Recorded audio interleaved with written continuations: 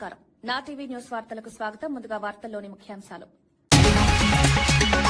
Corporate స్థాయి వైద్యం లక్ష్యమన్న Kishan Reddy. UPHC కేంద్రాలకు వైద్య పరికరాలు, పేదలకు నాణ్యమైన వైద్యం అందించడమే లక్ష్యం. వైద్య రంగంలో మరిన్ని సదుపాయాలు.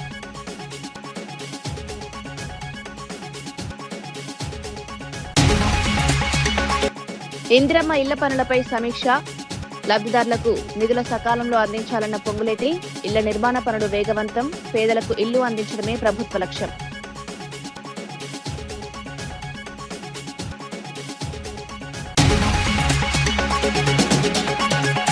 ఆర్టీసీ విలీన అంశంపై కార్మిక సంఘాలతో మంత్రి భేటీ. ఉద్యోగుల సంక్షేమానికి ప్రభుత్వం కట్టుబడి ఉందన్న పొన్నం. ఆర్టీసీ అభివృద్ధికి కీలక చర్యలు. కార్మిక సంఘాలతో కీలక చర్చలు నిర్వహించిన పొన్నం.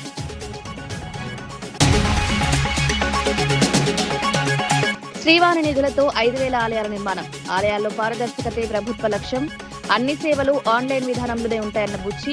టికెట్ అక్రమాలను సాంకేతికతతో గుర్తించామని వెల్లడి.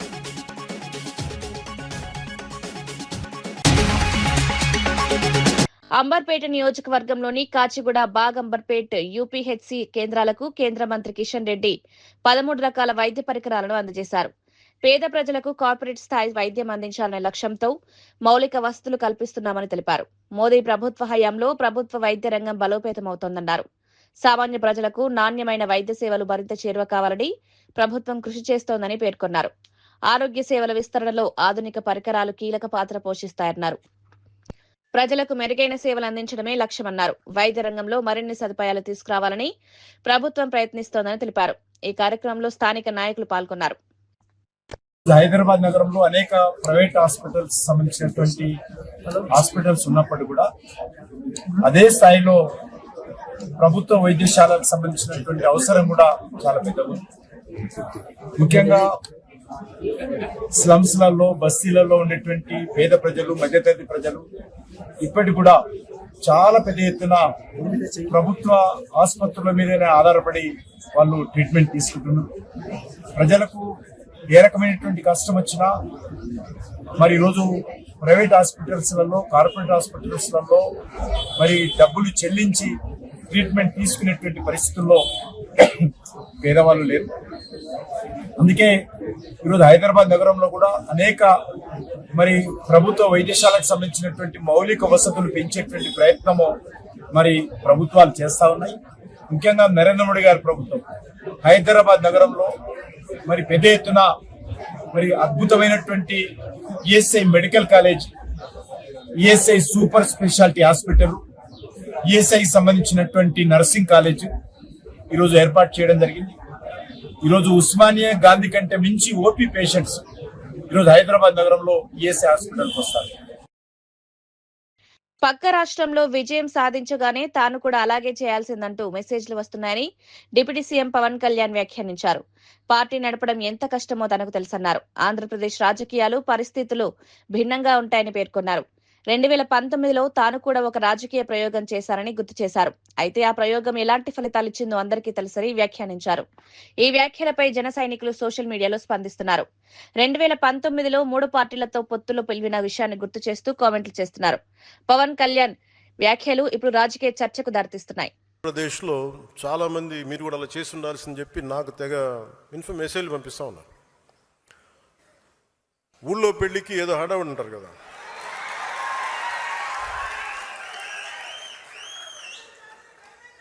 అంటే ఏంలా ఎలా ఉండదంటే మనకి సందులోనో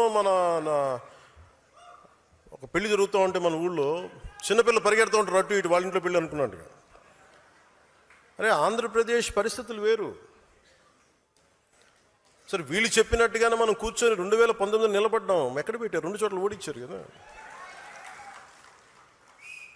పోనీ ఎవరైనా నిలబడ్డారు ఆ రోజున నాయకులు అంటే అందరూ పారిపోయారు కదా. సో అందుకని కంపారిజన్ పెట్టకండి. నిజంగా నేను పదవే నాకు ప్రధానం అనుకుంటప్పుడు 2008లోనే యూత్ వింగ్ కాదు ఎంపీగానే పోటీ చేశాను. 2014లో నేను ఎన్డీఏతో అలయన్స్లో ఉన్నప్పుడు నేను మల్కాజ్గిరి నుంచి ఎంపీగా పోటీ చేయాల్సి ఉంది. బట్ నేనేమనుకున్నానంటే, ఎందుకు చెప్తున్నాను ఇదంటే, నేను ఒక పార్టీని నడపాలి. ఇది సమాజంలో మార్పు పట్టుకు రావాలంటే నాకు తెలియాలి కదా కష్టం. ఒక కమ్యూనిస్ట్ నాయకులను చూస్తే కింద క్షేత్రస్థాయిలోకి వెళ్ళారు, నలిగారు, దెబ్బలు తిన్నారు. ఒక కాంచీరామ్ దెబ్బలు తిన్నాడు, నలిగారు. ఒక పార్టీని నడపడం ఏదో కూర్చోబెట్టి ఎదిగేయటం వచ్చేయటం పదవిలో కూర్చోవడం కాదు. ఎలా నడపగలం? ఒక సమూహాన్ని నీతో పాటు నడిపించాలని నీకు ఎంత సత్తా ఉండాలి, ఎంత అవగాహన ఉండాలి నీకు. నువ్వు ఆ భావజాలను కట్టుబడి ఉంటావా లేదా అనేది మనకు తెలియాలి. అందుకని ఇవన్నీ నిర్ణయించుకొని ఒక దశాబ్దం నేను నలుగుతానని నిర్ణయించుకున్నాను. అది 2007 నుంచి మొదలుపెట్టిన ప్రయాణం 2014-18 దాకా అలా నడుస్తూనే ఉన్నా. నలిగాను దశాబ్దం. ఆ తర్వాత 2019 చేశాను. ఎంత గెలుస్తానో తెలియదు, ఓడిపోతానో తెలియదు. బట్ అసలు ఐ వాంటెడ్ ఎక్స్పెరిమెంట్. చూద్దాం ఏం జరుగుద్దు. దెబ్బ తినకుండా ఏది రాదు. అదే 2024కి దాని గురించి మళ్ళీ వివరిస్తాను మీకు. అంటే ఇవన్నీ నేను ఒక పార్టీని నడపడానికి ఎంత బలం ఉండాలి, ఎంత భావజాలం ఉండాలి, ఎన్ని కఠినమైన పరిస్థితులను ఎదుర్కొంటే తప్ప నేను నడపలేని పార్టీని. ఈ రోజున అందరూ నన్ను వదిలేసిన నేను పార్టీని చాలా ధైర్యంగా ముందుకు తీసుకెళ్ళగలను. ఆ ధైర్యం నాకు ఈ సుదీర్ఘ పుష్కర కాలం నాకు ప్రయాణం నాకు ఇచ్చింది. నాకు పొన్నూరు వైఎస్ఆర్సీపీ ఇన్ఛార్జ్ అంబటి మురళీకృష్ణ టీడీపీ ఎమ్మెల్యే ధూళిపాల నరేంద్రపై తీవ్ర ఆరోపణలు చేశారు. వైఎస్ఆర్సీపీ నాయకులపై ఆరోపణలు చేయాలన్న ప్రయత్నం వికటించిందని వ్యాఖ్యానించారు. రైతులపై అక్రమ కేసులు నమోదు చేశారని తెలిపి వైఎస్ జగన్ స్వయంగా రైతు కుటుంబాలకు మనోధైర్యం కల్పించారన్నారు. మొక్కజొన్నకు మద్దతు ధర ఇవ్వాలని అడిగినందుకే రైతులపై ఈ చర్యలు తీసుకున్నారని ఆరోపించారు. రైతుల గోడౌన్లపై దాడులు చేయడం దుర్మార్గమని మండిపడ్డారు. రైతుల సమస్యలు పరిష్కరించాల్సింది పోయి వారిపైనే కేసులు పెట్టడం బాధాకరమన్నారు. బాధిత కుటుంబాలకు పార్టీ అండగా నిలుస్తుందని స్పష్టం చేశారు. జగన్మోహన్ రెడ్డి గారి ఆదేశాల మేరకు ఈ గ్రామానికి రావడం జరిగింది. ఈ గ్రామం వచ్చినప్పుడు పెక్కు విషయాలు వారి దృష్టికి గ్రామస్తులు తీసుకుని వచ్చారు. ఏమిటయ్యా అంటే, ఈ గ్రామంలో సముద్ర తీర ప్రాంతాల్లో ఆక్వా కల్చర్ ఎలా ఉంటుందో, ఎక్కడ చూసినా అదిగో మొక్కజొన్న, ఇదిగో మొక్కజొన్న, ఆ పక్కన మొక్కజొన్న ఆరేసం, ఈ గుడిలో మొక్కజొన్న, ఇంటింటికి కూడా మొక్కజొన్న, ఎక్కడ చూసినా మొక్కజొన్నలు ప్రవాహంలాగా ఉన్నాయి. ప్రతి సంవత్సరం ఇలా ఉండే కాదు. ఎందుకంటే జగన్మోహన్ రెడ్డి గారు ఉన్నప్పుడు 2400 రూపాయలకి కల్లాలోనే కొని తీసుకెళ్లిపోయేవాళ్ళు. ఏదైనా మాయిశ్చర్ కంటెంట్ ఎక్కువ ఉంటే ఒక 2 రోజులు ఆరబెట్టి ఎత్తుకెళ్లేవారు. ఈ రోజు కొనే దిక్కు లేదు. దానికి మద్దతు ధర ఇమ్మని 2400 రూపాయలు అడిగినందుకు ఇదంతా ధూళిపాల నరేంద్ర చేశాడు. అంతేకాకుండా ఇంకొక భయంకరమైన నగ్న సత్యం ఏంటయ్యా అంటే, ఈ గ్రామంలో ధూళిపాల నరేంద్ర తాను కొన్నానని చెబుతున్న 2100 రూపాయలు 1650 కొంటున్నారు. ఒక్క బస్తా మొక్కజొన్న కూడా ఈ గ్రామంలో తెలుగుదేశం గాని జనసేన వాళ్ళ దగ్గర కూడా కొనలేదంటే మీకు అర్థమవుతా ఉంటది. ఆయన కొన్న మాట వాస్తవం. చింతలపూడి, వల్లభరావుపాలెం, పచ్చల తాడిపర్రు, టేకూరు, ఆయన ఎవరైతే వర్ణం ఉందో ఆయన కులానికి సంబంధించిన తెలుగుదేశం రైతుల దగ్గర కొనుక్కుని గూడాల్లో నిలవబెట్టుకున్నాడు. 1. 2, ఈ గ్రామంలో ఏ తల్లి మెడైనా చూడండి పసుపు కొమ్ము కాక తాళిబొట్టులు లేవు. ఎందుకంటే మొక్కజొన్న అమ్ముకుంటే డబ్బు వచ్చేది, కూలీలకి ఇవ్వడానికి డబ్బు లేదు. అందరూ కూడా బ్యాంకులో పెట్టుకున్నారు. ఈ గ్రామానికి సర్పంచ్ చేసినటువంటి పెద్ద కుటుంబానికి చెందినటువంటి పిచ్చిరెడ్డి గారు, అక్కిరెడ్డి గారి భార్యలు కూడా బంగారాన్ని ఈ రోజు బ్యాంకుల్లో కుదవ పెట్టుకున్నారంటే ఆ మహనీయుడు రైతు బాంధవుడు జగన్మోహన్ రెడ్డి గారు లేకపోవడమే ఈ దుర్మార్గానికి కారణం కాదా అని అడుగుతా ఉన్నా. సాయంత్రం నరేంద్ర గారు వస్తారట. పెద్దేటమ్మ తల్లి దగ్గర ఏదో సత్యమేవ జవతే అని పూజ చేస్తారట. తర్వాత ఏదో సచివాలయం దగ్గర మీటింగ్ చెప్పి ఆయన విషయాలు చెప్తారంట. ఈ పెద్దేటమ్మ తల్లి మీద ఒట్టేసి నేను కొన్ని వాస్తవాలు చెప్తాను. ఈ పెద్దేటమ్మ తల్లి గుడి ఒంటి చేత్తో నేను నిర్మించి గ్రామానికి అంకితం చేశాను. గ్రామస్తులు దాన్ని నడుపుకుంటా ఉన్నారు. ఎప్పుడో మా తాత అంబటి బాపయ్య స్మారకార్థం ఈ గ్రామం నుంచి మా తండ్రి ప్లీడర్ చదువుకొని రేపల్లెల్లి ప్రాక్టీస్ పెడితే తిరిగి ఈ గ్రామంలో ఇల్లు కట్టుకుని ఈ పెద్దేటమ్మ తల్లి గుడే కాకుండా ఈ పొలాలకి వెళ్ళే 2 రోడ్లు, ఒక చర్చికి సంబంధించినటువంటి పనులు, ముస్లిం సోదరులకు సంబంధించినటువంటి మరి కమ్యూనిటీ హాలు, అదేవిధంగా ఎస్టీ సోదరులకు సంబంధించినటువంటి హాలే కాకుండా ఈ నియోజకవర్గ వ్యాప్తిగా అనేక వేల మందికి కళ్ళజోళ్లు, స్టంట్లు, గుండె ఆపరేషన్లు ఇవన్నీ కూడా జగన్మోహన్ రెడ్డి గారు ఆ రోజు ఉన్నటువంటి ఆరోగ్యశ్రీ ప్రకారం చేశాను. మీరు ఏమి సత్యమేవ జయతి, ఈ కులస్తులు, కాపు కులస్తులు, ఈ సామాన్య రైతులు ఎస్సీ ఎస్టీలు దూషించలేదని ఈ దేవత మీద ఒట్టేసి చెప్తా ఉన్నా. ఈ గుడెం నాది కాదని ఈ దేవత మీద ఒట్టేసి చెప్తున్నా. ఆ మొక్కజొన్నలకు నాకు సంబంధం లేదని ఒట్టేసి చెప్తున్నా. నువ్వు ఇదే ఒట్టేసి ఈ మొక్కజొన్నలు నావని, ఈ గుడెం నాదని వారు ఎస్సీ ఎస్టీలు తిట్టారని నువ్వు చెప్పగలుగుతావా అని అడుగుతున్నా. ఎవరైనా అబద్ధం అయితే ఈ తల్లి సాక్షిగా కుటుంబ సమేతంగా సర్వనాశనమైపోతారని మీకు చెప్పక తప్పదు. ఇలాంటి వాస్తవాలన్నీ కూడా పెద్దలు వచ్చినప్పుడు బహిర్గతం అవుతా ఉంటాయి. మరి రైతులు పడుతున్న ఈ కష్టాన్ని వైఎస్ఆర్ కాంగ్రెస్ పార్టీ భుజాన వేసుకుని రాష్ట్ర వ్యాప్తంగా వివిధ పంటల మీద జరుగుతున్నటువంటి ఉద్యమాల్లో భాగంగా ఈ రోజు ఈ గ్రామానికి వచ్చినందుకు మరి పేర్ని నాని గారికి గ్రామస్తుల తరపున హృదయపూర్వకంగా నమస్కారం తెలియజేస్తూ ఈ సేలేసిన గూడాన్ని ఎలా తెరిపించాలో వారు జగన్మోహన్ రెడ్డి గారితో చర్చలు జరిపి లీగల్ పోరాటం చేసైనా ఇవి తీసి దీనిలో ఉన్నటువంటి మొక్కజొన్నలు పురుగు పట్టకుండా ఎలికలు కొట్టకుండా కాపాడవలసిందిగా సవినయంగా మీ తరపున వారిని ప్రార్థిస్తూ రాష్ట్రంలో ఎస్ఐఆర్ ప్రక్రియ చేపట్టనున్న నేపథ్యంలో కాంగ్రెస్ నాయకుల బృందం రాష్ట్ర ప్రధాన ఎన్నికల అధికారిని కలిసింది. రాష్ట్రంలో ప్రస్తుతం ఎన్నికలు లేని పరిస్థితుల్లో ఈ ప్రక్రియను ఏడాదికి పైగా కొనసాగించాలని కోరారు. ఎలాంటి తొందరపాటు నిర్ణయాలు తీసుకోకుండా దశల వారీగా అమలు చేయాలని సూచించారు. పారదర్శకంగా ఎస్ఐఆర్ ప్రక్రియ నిర్వహించాలని విజ్ఞప్తి చేశారు. ప్రజల్లో ఎలాంటి అనుమానాలు లేకుండా ఎన్నికల వ్యవస్థపై నమ్మకం పెంచాలని పేర్కొన్నారు. అధికారులతో సమన్వయం చేసుకుంటూ ప్రక్రియ కొనసాగించాలని సూచించారు. దుర్మార్గంగా ఎంత పగడ్బందీగా ఓట్ల తొలగింపు ప్రక్రియ జరిగిందో మనకు వెస్ట్ బెంగాల్లో జరిగిన ఎన్నికలు ఒక్కసారి ఆ ఎన్నికలు జరిగిన సరళిని చూస్తే అర్థమవుతుంది. ఇప్పటి వరకు 14 రాష్ట్రాలు యూనిటెడ్ జరిగినటువంటి ఎస్ఐఆర్ వల్ల దాదాపు 8.2 కోట్ల ఓట్లు జోడిస్తే దాదాపు 6 కోట్లు 5 కోట్ల నియరబర్ 90 లక్షల ఓట్లు తొలగింపు జరిగింది. ఇప్పటి వరకు దాదాపు 58.2 కోట్ల ఓట్ల సరళిని ఎస్ఐఆర్ జరిగితే దాంట్లో దాదాపు 10% ఓట్ల తొలగింపు జరిగింది. దాని కారణంగానే వెస్ట్ బెంగాల్లో రాజకీయ సమీకరణలు మారి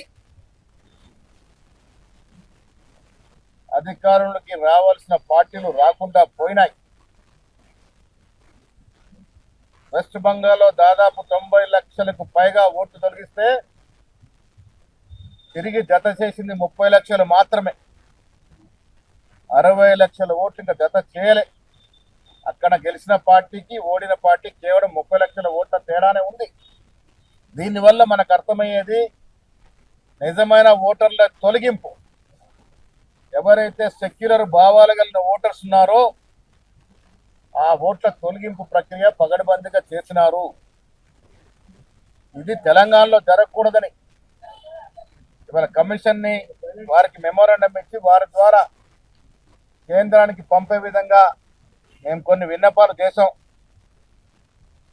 దాంట్లో ముఖ్యమైనవి ఈ రాష్ట్రంలో రేపో మాపో ఎన్నికలు లేవు. వచ్చే 2 సంవత్సరాల వరకు అసలు ఎన్నికలే లేవు. కాబట్టి ఈ ఎస్ఐఆర్ ప్రక్రియ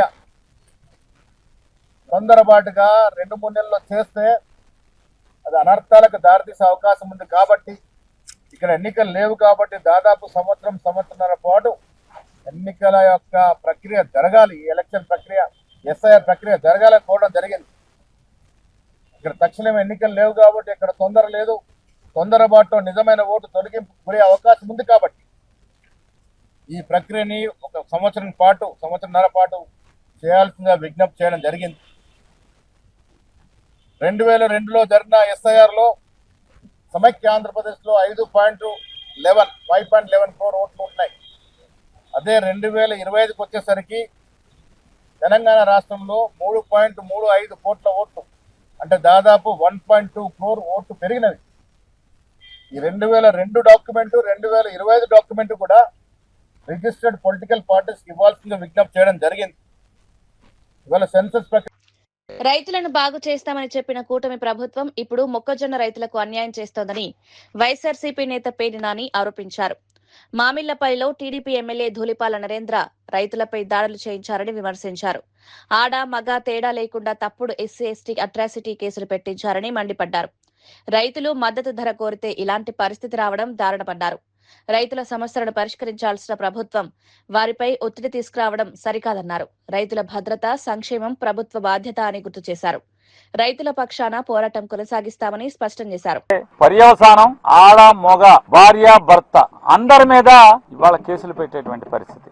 జగన్మోహన్ రెడ్డి గారి యొక్క ఆదేశం మేరకు కార్యకర్తలందరూ వీళ్ళు ధర్నా చేయటువంటి ఆ ధర్నాలో అంబటి మురళి గారు ఈ పొన్నూరు శాసనసభ్యుడు చేస్తున్నటువంటి రైతులకు చేస్తున్నటువంటి మొక్కజొన్న జొన్న రైతులకు చేస్తున్న ద్రోహాన్ని ఆయన వెల్లడి చేయటం, అక్కడి నుంచి పథకం చేస్తాడు చంద్రబాబు నాయుడు ప్రభుత్వంలోనే ఈ ఎమ్మెల్యే ధూళిపాడు నరేంద్ర గారు. కానీ దౌర్జన్యంగా అంటే కండబలం ఉంది, మేము రౌడీలం, ఏ ఊరైనా మామిళ్ళపల్లి అంటే ఏ ఊరైనా సరే మా రౌడీజానికి అదుపు ఉండదు, మాకు పోలీసు అంగుండదని చెప్పని ఉకుల్ జిందాల్ గారు ఇంత చెడిపోయారా మా దగ్గర కూడా ఎడిషనల్ ఎస్పీ చేశాడు జగన్ గారి గవర్నమెంట్ లో. లేదా కాపు కాయాల్సి వస్తుంది రౌడీలకి ముద్దాయిలకి హత్యలు చేసే వాళ్ళకి అంతకులకి వాళ్ళు చేసేటువంటి దుర్మార్గాలకి దాడులకి కాపలా కాయాల్సి వస్తుంది. ఆడ మొగ భేదం లేకుండా రైతుల్ని కూడా రైతుల కుటుంబాల్లోని మొగుడు పెళ్లాల్ని భార్య భర్తల్ని వ్యవసాయం చేసుకుని మట్టి పిసుకు బతుకునే వాళ్ళని కూడా తప్పుడు కేసులు కట్టేటువంటి కర్మ మనకు వచ్చిందిరా ఈ ప్రభుత్వంలో అని చెప్పని ఏడవని పోలీసులు అందరూ 100కి 60-70% మంది పోలీసులు కన్నీరు మున్నీరు అవుతున్నారు,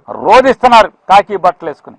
రాజకీయంగా ఎట్లాగో ఎదుర్కోలేకపోతున్నాం. పవన్ కళ్యాణ్ ఏమో మొన్న ఇంకా 15 ఏళ్ళు పలకి మోయాలంటున్నారు. పవన్ కళ్యాణ్ గారికి భుజాలు గట్టి కాయలు కాయవు, ఆరగారగా కావాలంటే మెత్తటి కుషన్లు పెట్టుకుంటా ఉంటాడు. కానీ ఆయన మాట నమ్మి ఆయన ఏ డ్యాన్స్ కట్టమంటే ఆ డ్యాన్స్ కడతాకి వాళ్ళు ఎవరు సిద్ధంగా ఉన్నాడు. అరే కమ్మోళ్ళ రాజ్యం అయిపోయింది, రెడ్డిల రాజ్యం అయిపోయింది, మనకు కూడా మన కాపులకు కూడా రాజ్యం కావాలని చెప్పని కులాన్ని రెచ్చగొట్టి అది నిజంగానే మనోడు ఇన్నాళ్ళకి ఒకడు వచ్చాడు పోటుగాడరా చంద్రబాబు సగం చేస్తే మనోడు సగం చేస్తాడరా అని చెప్పి నమ్మి వాళ్ళ సైకిల్ ని మోస్తే 15 ఏళ్ళు మనం మొయ్యాలి, ఈ సైకిల్ ను మొయ్యాల్సిందే అని చెప్పని చెప్తుంటే సో మనకి మెల్లగా జారిపోయే పరిస్థితి ఉంది కాపులు. కాబట్టి మనం మురళిని ఏదో రకంగా దుర్మార్గుడి కింద దుష్టుడి కింద చిత్రీకరించాలి, తప్పుడు పనులు చేస్తున్నట్టు చిత్రీకరించాలి, దొంగ కేసులు కట్టాలి అని చెప్పని తప్పుడు ఆలోచన. కాకపోతే మొక్కజొన్నతో వ్యాపారం ఎవరికి అవసరం? అంబటి మురళికి అవసరమా? ధూళిపాల నరేంద్రకి అవసరమా? ఎవరికి అవసరం మొక్కజొన్నతో వ్యాపారం? మొక్కజొన్న ఊళ్ళో 1650కి రైతులకు కట్టి 2000 ఎక్కువందేమో నీ జెండా మోసేవాళ్ళు నీకు ఏజెంట్లుగా నీ ధూళిపాల నరేంద్రని మోసే వాళ్ళకేమో 2001 సంఘం డైరీ నుంచి కడతారు. 1650 రూపాయలకి రైతు దగ్గర మొక్కజొన్న కొంటారు. సబ్సిడీ పేరు మీదేమో ఈ పాలు సప్లై చేస్తున్న రైతులందరికీ మేత మొక్కజొన్నతో మేత తయారు చేసి సబ్సిడీ పేరు మీద సంఘం డైరీలో రికార్డు రాసుకుని దాన్ని రైతులకు ఇస్తారు. ఏతావాత జొన్నతో లాభాలు తినేది ఎవరు? జొన్నతో బాగా మేస్తున్నది ఎవరు? జొన్న అవసరం ఎవరికి? ఇవాళ చెప్తున్నారు రైతులు చెప్తున్నారు వడ్లమూడిలో 1,00,000 టన్ను ఉందండి, 1,00,000 క్వింటాలో 1,00,000 టన్ను ఉందని చెప్తున్నారు. 1,00,000 క్వింటాలా 1,00,000 బస్తానా 1,00,000? ఇక్కడున్నది ఎంత? ఇది ఎవరిది? రైతులది. ఇది 5వ తారీఖేమో ఈ గోడౌన్ తాళాలు బద్దలు కొడతారు దౌర్జన్యంగా. అంటే మీ పెట్రోల్ డీజిల్ ధరల పెంపుపై మంత్రి పొన్నం ప్రభాకర్ కేంద్ర ప్రభుత్వాన్ని ప్రశ్నించారు. 4 రాష్ట్రాల ఎన్నికలు పూర్తయ్యే వరకు ధరలు పెంచకుండా ఎన్నికలు ముగిసిన వెంటనే సామాన్యులపై భారం మోపారని విమర్శించారు. కొత్త ముఖ్యమంత్రులు ప్రమాణ స్వీకారం చేయకముందే ధరలు పెంచడం వెనుక ఉద్దేశం ఏంటని ప్రశ్నించారు. ధరలు పెరగవని చెప్పిన కిషన్ రెడ్డి, బండి సంజయ్ ప్రజలకు సమాధానం చెప్పాలని డిమాండ్ చేశారు. పెరిగిన ఇంధన ధరలతో సామాన్య ప్రజలు తీవ్ర ఇబ్బందులు ఎదుర్కొంటున్నారన్నారు. ధరల నియంత్రణపై కేంద్రం స్పష్టతనివ్వాలని కోరారు. ఈ అంశంపై ప్రజల్లో అసంతృప్తి పెరుగుతోందన్నారు. పెట్రోల్ ధరలు పెరిగాయి 10 సార్లు ప్రెస్ కాన్ఫరెన్స్ చేశారు. ఇవాళ నరేంద్ర మోడీ ప్రభుత్వం పెట్రోల్ ధరలు పెంచింది. మేము యూపీఏ ప్రభుత్వం ఉన్ననాడు ఆయన గుజరాత్ ముఖ్యమంత్రిగా మన్మోహన్ సింగ్ గారి నాయకత్వంలో నయా పైస పెరిగితే ఏం జరుగుతుంది దేశంలో అని చెప్పే విధంగా మరి అపహాస్యం చేసే విధంగా వ్యవహరిస్తూ ఉండే. 3 రోజుల హైదరాబాద్ పర్యటన నుంచి దేశ ప్రజలందరికీ డీజిల్ పెట్రోల్ తక్కువ వాడండి, నూనె తక్కువ తాగండి, బంగారం కొనొద్దంటే అప్పుడే అనుమానం వచ్చింది తప్పకుండా రేపు పొద్దున నడ్డు విలువ పోతా ఉన్నాడని. ఇవాళ మనిషి అబద్ధాలు దురదృష్టకరమైనటువంటి మోసకారిగా ప్రజల జేబులను, ఎందుకంటే 6 నెలల స్టాక్ ఉందని చెప్పినారు, ఇవాళ యుద్ధం కారణం చూపెట్టే ప్రయత్నం చేస్తారు. యుద్ధం ఇవాళ రాలే.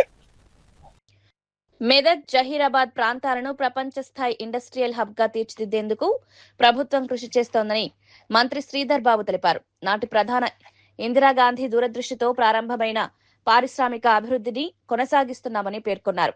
భారీ పెట్టుబడులను ఆకర్షిస్తూ కొత్త పరిశ్రమల స్థాపనకు చర్యలు తీసుకుంటున్నామని వెల్లడించారు. స్థానిక యువతకు ఉపాధి అవకాశాలు కల్పించడమే ప్రధాన లక్ష్యమన్నారు. పరిశ్రమల ద్వారా ప్రాంతీయ అభివృద్ధి వేగవంతమవుతుందని అభిప్రాయపడ్డారు. మౌలిక సదుపాయాల కల్పనకు కూడా ప్రభుత్వం ప్రత్యేక ప్రణాళికతో ముందుకు సాగుతోందన్నారు. పరిశ్రమల అభివృద్ధి రాష్ట్ర ఆర్థిక పురోగతికి దోహదపడుతుందని పేర్కొన్నారు. ఈ ప్రకటనతో మెదక్ ప్రాంతంలో ఆశలు పెరిగాయి. పెట్టుబడిదారుల దృష్టి కూడా ఈ ప్రాంతంపై పడుతోంది. యావత్ ప్రాంతానికి సంబంధించి ఇక్కడ పరిశ్రమల గురించి కాదు, పరిశ్రమ ఏర్పాటు చేస్తే పెట్టుబడులు వస్తే ఈ ప్రాంతవాసులకు ఉపాధి దొరుకుతుందనే ఒక గొప్ప ఆలోచనతో పరిశ్రమలు ఇక్కడ తీసుకురావడానికి అహర్నిశలు కృషి చేస్తూ ఉన్నారు.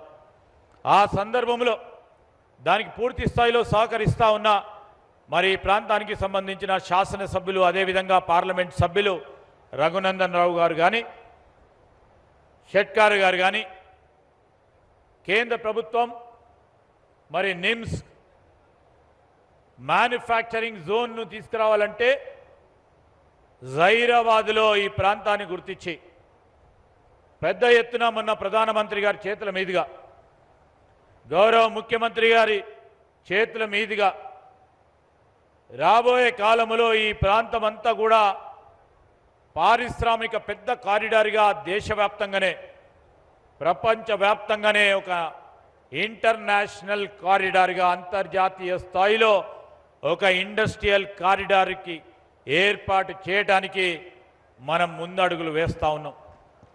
ఆ కార్యాచరణ భాగంలోనే సహకరిస్తూ ఉన్న ఎంపీ గారికి కానీ, సహకరిస్తూ ఉన్న జహీరాబాద్ ఎంపీ గారికి కానీ, అదేవిధంగా ఎమ్మెల్సీ గారికి కానీ, ఎమ్మెల్యేస్ కానీ పూర్తి స్థాయిగా మేము రాష్ట్ర ప్రభుత్వం తరఫున హృదయపూర్వకంగా కృతజ్ఞతలు.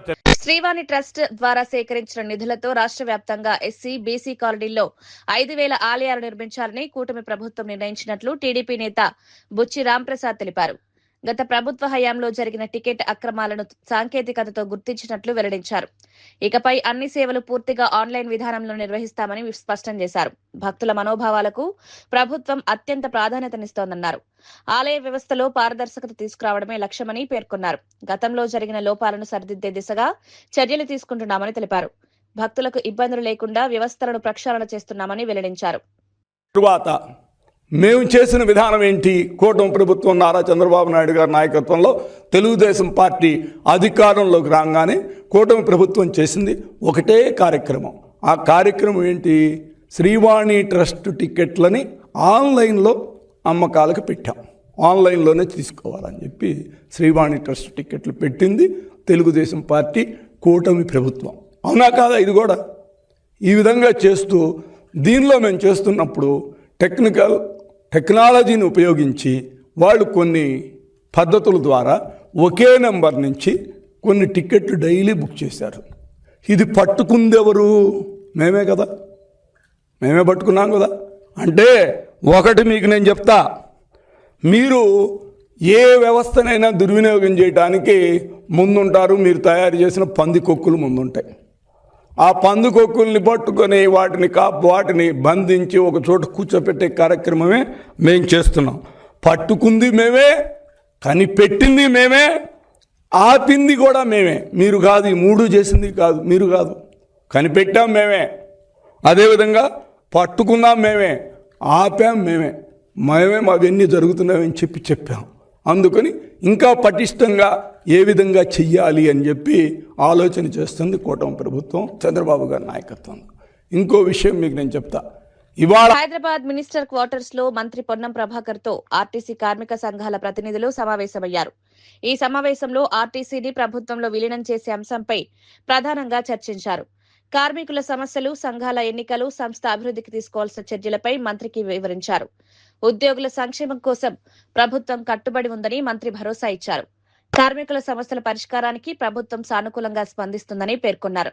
సంస్థ బలోపేతానికి అవసరమైన చర్యలు చేపడతామని తెలిపారు. ఉద్యోగుల సహకారంతో ఆర్టీసీ అభివృద్ధి సాధ్యమని అభిప్రాయపడ్డారు. ఈ సమావేశంపై కార్మిక సంఘాలు కూడా ఆశాభావం వ్యక్తం చేశాయి. త్వరలో కీలక నిర్ణయాలు వచ్చే అవకాశం ఉందన్న చర్చ జరుగుతోంది.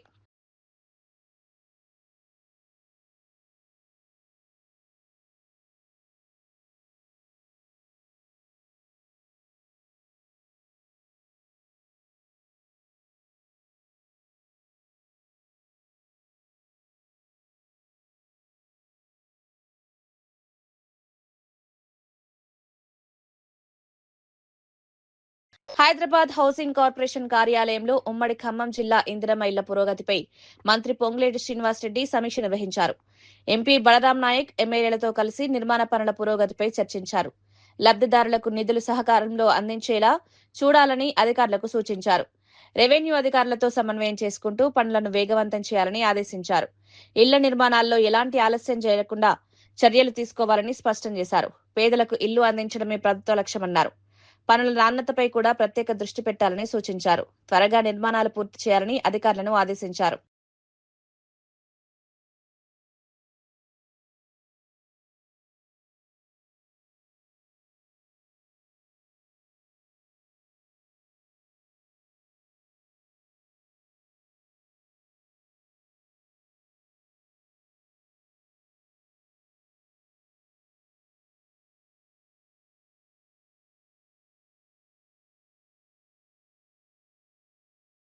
వార్తలు ముగించే ముందు ముఖ్యాంశాలు మరోసారి.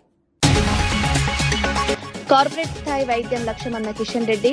యూపీహెచ్సీ కేంద్రాలకు వైద్య పరికరాలు, పేదలకు నాణ్యమైన వైద్యం అందించడమే లక్ష్యం. వైద్య రంగంలో మరిన్ని సదుపాయాలు.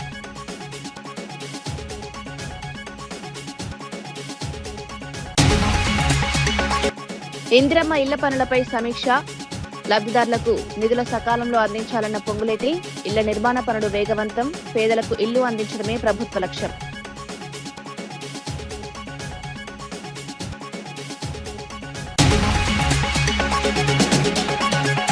ఆర్టీసీ విలీన అంశంపై కార్మిక సంఘాలతో మంత్రి భేటీ. ఉద్యోగుల సంక్షేమానికి ప్రభుత్వం కట్టుబడి ఉందన్న పొన్నం. ఆర్టీసీ అభివృద్ధికి కీలక చర్యలు. కార్మిక సంఘాలతో కీలక చర్చలు నిర్వహించిన పొన్నం.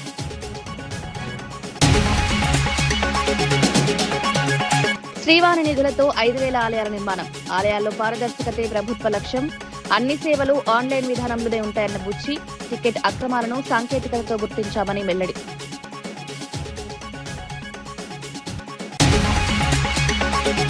విశేషాలు మరో బులెటిన్లో మళ్ళీ కలుద్దాం. నమస్కారం.